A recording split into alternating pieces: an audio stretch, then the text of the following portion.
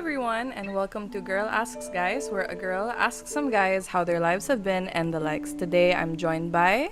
Makoto, Inoue. Shun. You can just call me Shun.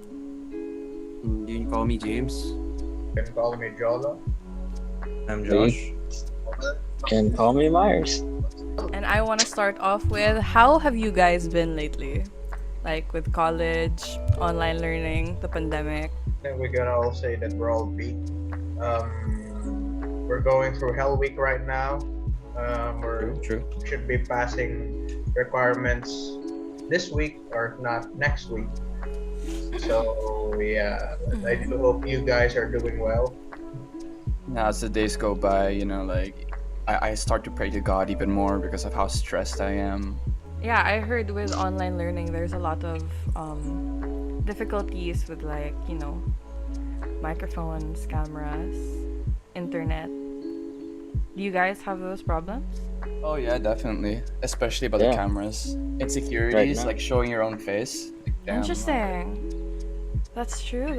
Like, you wouldn't want to turn your cam on, not only because you don't have one, but let's say you did have one, but you wouldn't want to turn it on because you're just insecure about what you look, especially all of these people you don't know just staring at your face, right? Yeah, exactly. Yeah, and especially if you have like a 9 a.m. class or like a 7 a.m. class, like dear God, like you just woke up and you look absolutely garbage, and you have to like turn on your camera because it's mandatory, or it's like it's obliged for you to like turn on your That's camera. true. It's Everyone has like bad mornings, bad days. You don't really want to show yourself, and when you have to, it's like it feels forced. So like yes. it kind Sadly, of it kind of makes you feel like more drained just to present yourself. It Yeah, doesn't the feel men- like sorry. Yeah, You can no, go it's ahead. You okay. can go ahead.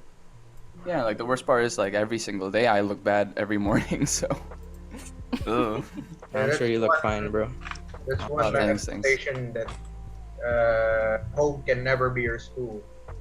The environment at home is very, very different at school, and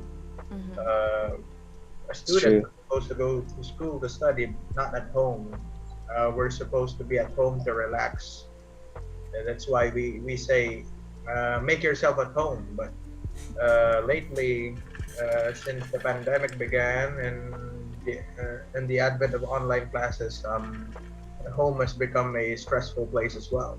Yeah, totally. I just feel like this entire situation with the pandemic has been a lose-lose scenario for students and professors alike, especially with the education system.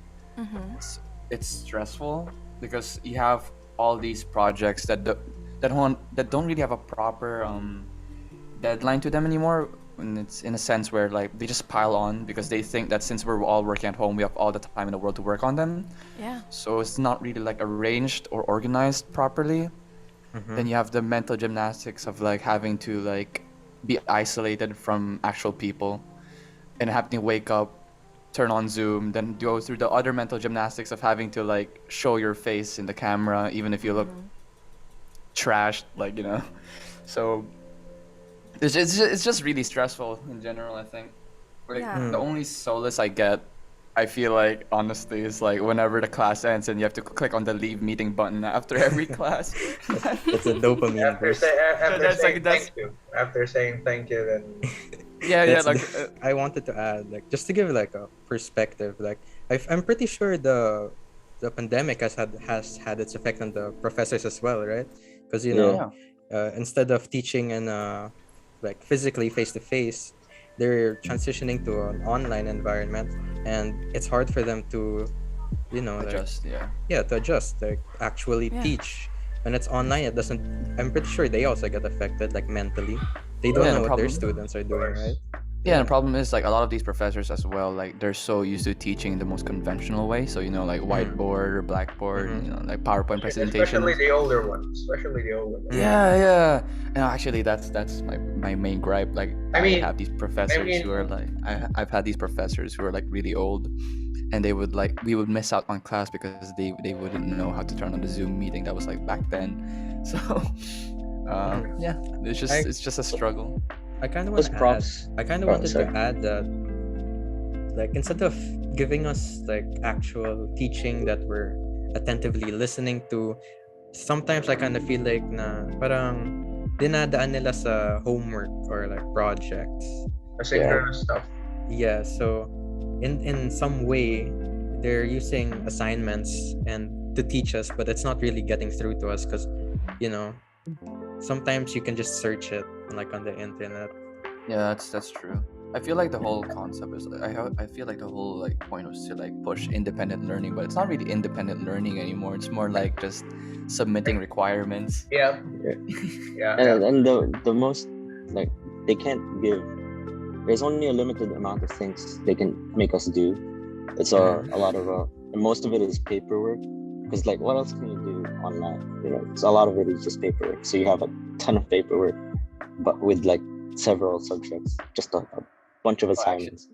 But it'd be good that if we have social interaction with our classmates, with our professors, because I think we're social beings. Humans are social beings. We're supposed to interact with others. We're not supposed to stay inside our homes. We're meant to mingle and all that. We're meant to build relationships with the students and teachers. So yeah. I wanted to bring up the fact that when it's online, let's say you had a group mate, but what if that person lives under a rock and doesn't have any social media and only has Canva? They only open it like for class. Well, it'd be hard to assume if they're lying or not, but Exactly. I think we gotta give them the benefit of the doubt. What if it's really true? Yeah. Actually, like fun fact, that was me. Like just 2 years ago. Like I never had a single social media account until I like entered college. So that was weird. The thing I find about that is like the way to fix it.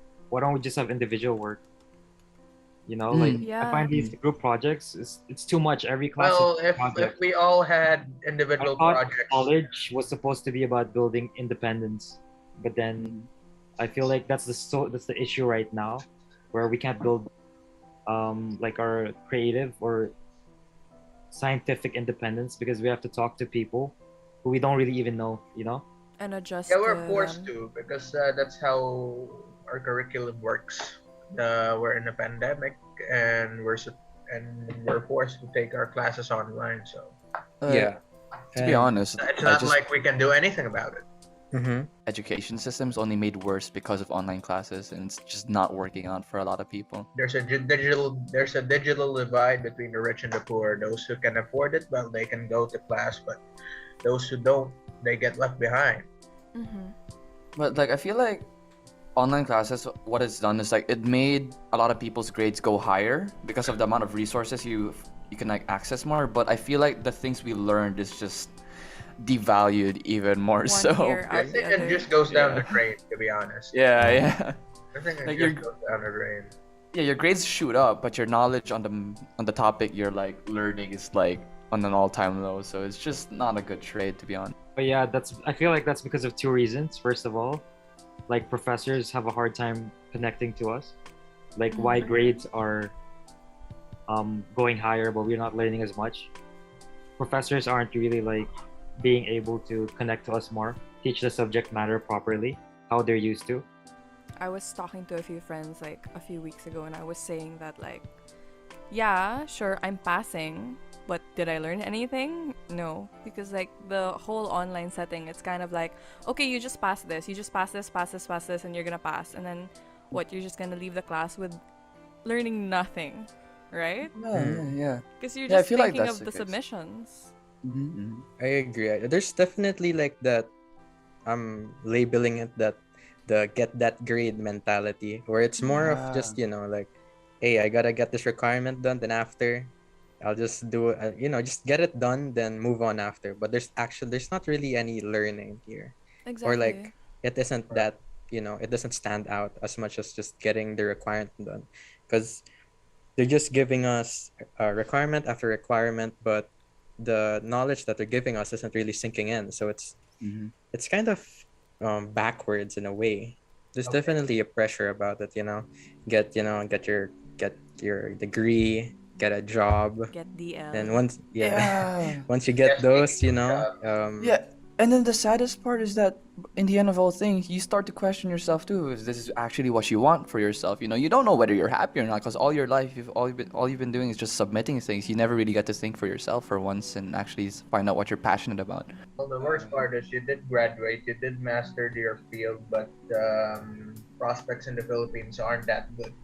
Yeah, and that's where brain drain comes in. Yeah. That's where brain drain comes in. Exactly. The smartest go out of the country, and instead of us, Brain drain, right? So this is Yeah. like our professionals in our country, they're leaving just because other countries are like giving a better salary, better quality of life, when in compared to our country, Philippines, which is a third world country. Especially, I'll give an example. Our how do you say, our healthcare workers, right? Our nurses are complaining. I'm pretty sure, if I remember, during the pandemic, there were a lot of nurses who were not given their hazard pay, even when some of them were Didn't they rally really. for that? Yeah, they did rally yeah, for they that. did. So they got some got sick, or some even died, Yeah. and their families didn't get the hazard pay because the government didn't even give it. So that's just like a big that's a big problem, and that's why our professionals are leaving the country. Because, Exactly. because the prospects aren't good here. And that They, affects us as they go students. out of the Philippines for greener pastures. Do you For feel their like the families, entire for their families, and I can't blame them for that. I can't blame them for They're that. breadwinners, yeah. I kind of wanted to bring it back to what I heard earlier, where we wanted to pursue our passion and get better at what we want to. I kind of wanted to relate it to like the zeal for service. If I remember correctly, the zeal for service is like telling us that we should pursue excellence in what we're doing, right? And Yeah, that's a maybe good if I point. could relate it to brain drain a little bit, like if we committed to getting better at our profession and stayed in the country, like maybe sorry, I'm trying to find like yeah, maybe we facts. could like better our country, but the problem Yeah. is like I think the problem is really not. I think the problem isn't with why we're staying. It's more like what do we gain from Staying, yeah. like what Yeah. does True. working here offer? Yeah, Exactly. Yeah, that's pretty. But then I think that's where you're. That's pretty selfless. Mhm. At Actually, that point, yeah. that might sound like an overstatement, but I don't think it's an overstatement. I think the problem is just that we push patriotism or nationalism as a facade. Rather, it's just all like, it's just sweet words that they feed to us to make us feel like we're pursuing our professions for a higher cause. When in actuality, they're just teaching us to be successful, and successful in the most like societal sense, where I it's like, think yeah, like excellence or like success is we equivalent can to be more wealth. patriotic if we have better prospects here. We can afford to be more patriotic. We can afford to work for this country if only life is better here in the Philippines, I think. Compensation. We can't afford to be patriotic, sadly. But But- then is that really patriotism though? Like, cause like if you're staying just because things are better, does that make you I a mean- patriotic person or? No, I mean, you can, like, how do I say this? You can afford to think of your country, not of your own self. Yeah, I mean that is true. Cause Yeah. like these You there is like a can't work theory. for the Philippines, basically. Yeah, there is a Only- theory. Yeah. What? No, I'm sorry. Go ahead. Go No. What's the theory? There is a theory in psychology where it's like states like higher values or higher virtues are usually thought of more when everything's provided for you already. Like when everything's already set in stone, like you already have your security down, your wealth down, and everything. You That's when you gotta start feed yourself thinking. first, basically. Yeah. Like that's when you start thinking about like patriotism or like the country or Yeah, exactly. or serving the greater good and all that stuff. Yeah. I kind of wanted to add to that though, that if we don't stay in our country to help it develop, then who will? Yeah. So that's another thing that that's. Yeah, and I wouldn't that's I wouldn't call service. it problematic, but it is service. Service, yeah. And as a Lasallian, I mean, sorry, I'd say we'd have would I call it a duty to serve the country? Yes. maybe we A do. mission. I was gonna say that I mean, looking back at Saint LaSalle's life, right? Like, there wasn't much for him. In fact, he dropped a lot of things. He left his life of comfort behind because I'm pretty sure there were other things he could have pursued that would have kept him in his class, in his social class, made the same money, and he'd be way more comfortable. But he dropped it in order to pursue where he was being called for service. So on the topic of all of these OFWs, I even remember on the news a few weeks ago they were talking about how, if anything, our economy relies on OFWs, right? Amen. That's Relating true. it back to the what we were talking about earlier is that these things affect us as students because when we graduate, right, we're thinking like, where are we gonna go after? Do we stay here? Do we go abroad? Because that's where everyone's going. But like, then again, as a LaSallian, we have this sense of duty for our country, and we feel like we have to stay. This might sound over the top or overly patriotic, but I don't see myself living outside the Philippines. Interesting. Why is that? Well, for starters, I'm actually from a political family. I guess it could be a calling to serve my town. So that's why I can't see myself living outside of the Philippines. Rather, I see myself here, where I live, serving my fellow Filipinos here. Back on the topic of college stress, I wanted to ask on your thoughts on balancing, sense that I feel like profs also don't understand that we also have org work. Are you guys part of orgs? No. The only For reason that why exact I reason I didn't join works. Really? For that exact reason. Honestly, yeah, same actually. The only reason why I didn't join I'm a orgs practical is- person. That's just additional work. For me, I didn't join org so that I can do my schoolwork. That's terrible, honestly. Just think Yeah, about it. especially since they say college is like the bomb because That there's is orgs true. and you meet Yeah. your college friends in your orgs. I And now it's defeating the purpose. Yeah, that's what I heard from my cousins and my siblings. They're like, hey, Josh, when you get in college, join an org. You're going to meet people with like minds as you. They're going to help you, develop as a person, blah, blah, blah. But when I joined the org, it's like, like nothing really happened. I just paid the fee to be in Yeah. an org to get more resources. But other than that, I didn't really feel like the how do you say this? I didn't feel the experience of actually being in an org. So because of that, I just kind of left. Interesting. Yeah. And that defeats the purpose because orgs are supposed to be kind of like a coping mechanism, another form of fun that we can enjoy, something we're passionate about, right? But now we can't because we're all flooded with schoolwork. Because hypothetically, if a prof asks for 500 words a week, but there's like 7 profs, that just builds up, man, right? Yeah, it does. It really does. In a sense, Especially- instead of like gaining like social interaction, we're actually lacking it because we're just being given stuff, but we're not like told how to deal with it. Exactly. Especially, I swear, the bane of my existence are profs that post assignments with no instructions. Oh, Those are the worst. bane of my existence. Anyway, Oh yeah, like those like submit at this time, but there's no like instructions yeah, as to exactly. It's just like, okay, guys, I'll just assume that you were all in the class, Yeah. Or, especially like submit with attendance. Yeah. submit reflection output to work 100 points and like instructions. Submit on June 23rd. What? Submit What? as PDF. Yes, submit as PDF. Like what? Relax. And speaking of all of these issues that we were talking about earlier, how do you guys think it affects us as LaSallians?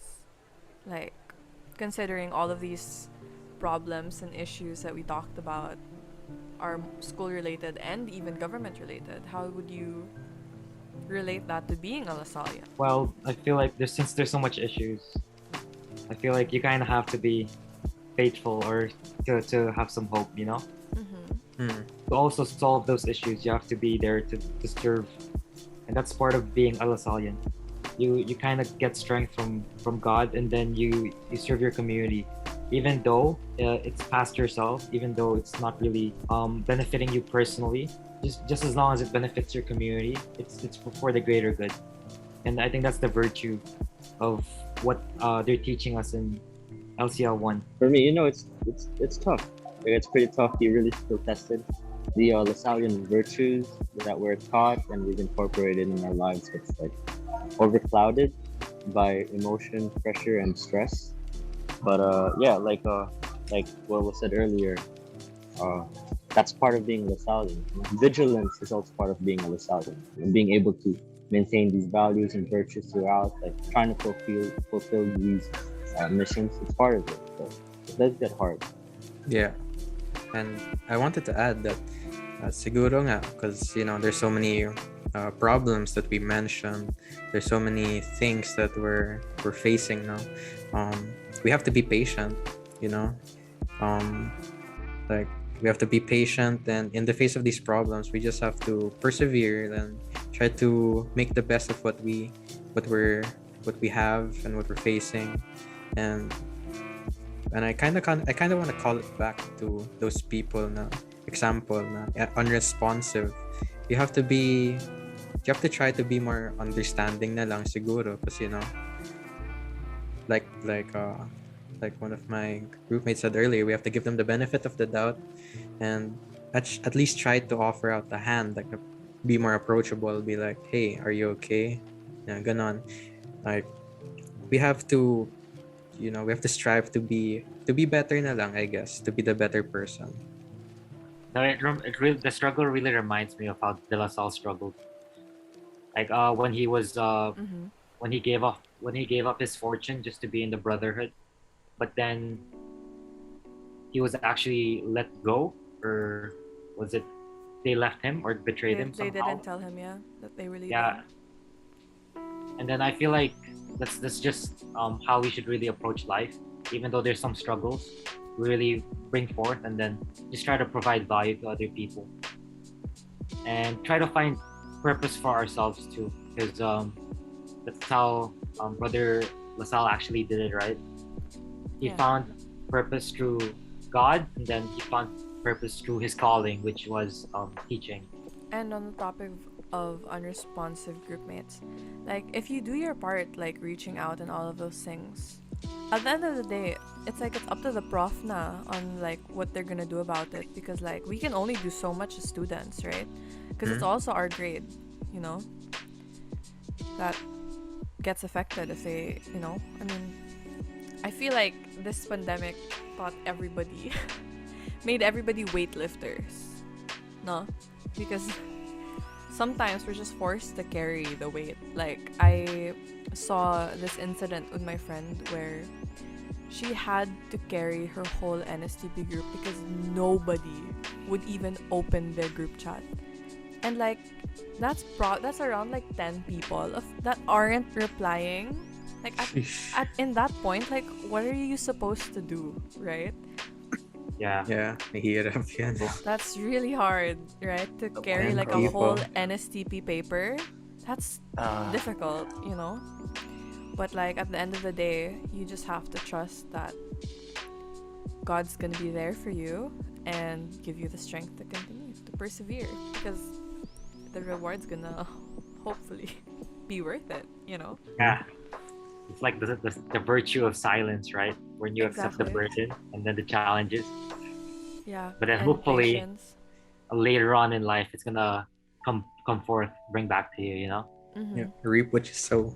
Exactly. So,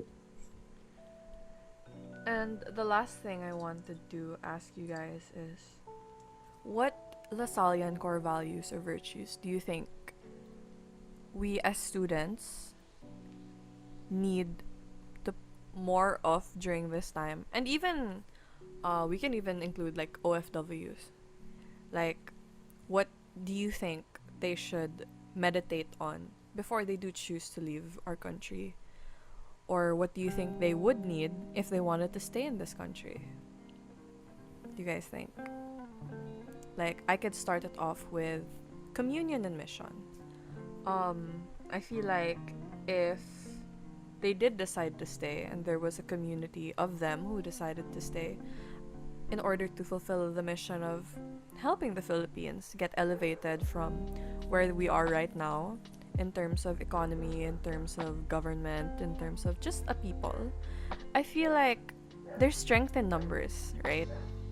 And if there were, let's say, a community of people who all shared the same zeal for service, I feel like God would bless that, and I feel like it would come to fruition if it, if there were to be one, hypothetically. What do you guys think? Yeah, I definitely agree to that. But on my side, I think I'd go for the zeal for service. I mean, because one thing I'm really trying to focus on is like excelling in my courses. Or I feel like as Lasallians, as people, as professionals, if we keep excelling in what we do, eventually it's gonna have an effect in society. Something's gonna be better. It might be a little bit small, but progress is still progress, and we just have to keep trying to be better. So in the future, something will improve, not just for us and for future generations.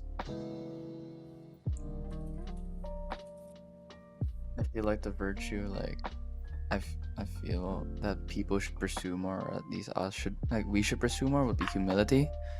I think humility isn't exactly just bound to being modest. I feel like humility is also knowing how to put others ahead, and that's where putting people ahead of you. So probably working on a group project because you know that someone out there is also hard carrying the squad or hard carrying the group for you and all that stuff, and also for the country and for other people. I think humility is such a good thing. It's just basically putting others ahead of yourself before putting what you want or what your impulses want. And I think that's a huge thing to pursue. It goes a long way to benefiting everyone. So yeah, that's me. I came from an Opus Day school, so one of the beliefs there is, I can relate this to the Lasallian virtue of zeals for service. One of the beliefs in an Opus Day school, you can serve your community by excelling in what you do, for example your profession. So that's what I kind of think as Lasallians, what we should do is just really focus on what we want to do, excel in it, and with that we can help in serving our community as well. Maybe I can go back on what Sarah said, but community, having a lot of people sharing the same values, holding a community, I feel like that's an amplifier to actually do good deeds and do more for the community itself, if everyone has the same Lasallian virtues, we can actually make more of an impact. And then since we all work together, we're all amplifying each other's presence and impact in our society also, and wherever we could be.